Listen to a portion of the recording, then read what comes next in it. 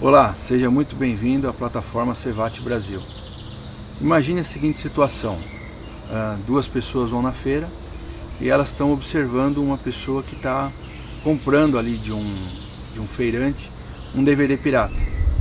Muito provavelmente existe a possibilidade de um estar pensando assim: caramba, aquela pessoa está comprando um produto pirateado, está incentivando que alguém venha e trabalhe para o crime organizado, alguma coisa nesse sentido. E a outra pessoa pode estar pensando assim: pô, interessante, ela está ajudando aquele feirante. Essa é uma situação bastante comum.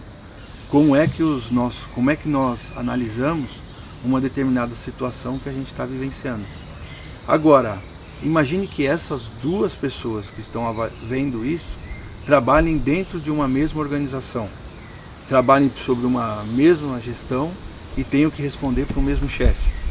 Muito provavelmente eles vão olhar cada situação que eles veem no seu dia a dia de uma forma diferenciada.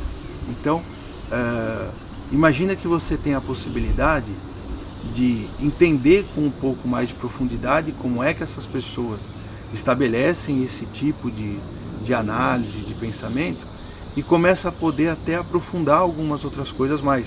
Por exemplo, qual é a preocupação que elas têm com a qualidade do trabalho que elas executam, com o prazo daquilo que elas estão se comprometeram em fazer, uma preocupação, por exemplo, com o bom relacionamento dentro do ambiente de trabalho. Ou seja, nós temos pessoas com características bastante diferentes dentro de um mesmo ambiente. O que é interessante desse instrumento que você vai conhecer agora é que você tem a possibilidade de fazer um estudo um pouco mais aprofundado. É um teste bastante rápido, bastante objetivo. A gente trabalha com um sistema em que a pessoa, em determinado momento, ela é obrigada a se revelar. É um sistema que a gente chama de escala forçada, e é nesse momento em que ela vai dizer quais são as suas preferências. A partir dessas preferências, você consegue estabelecer um plano de ação para ela.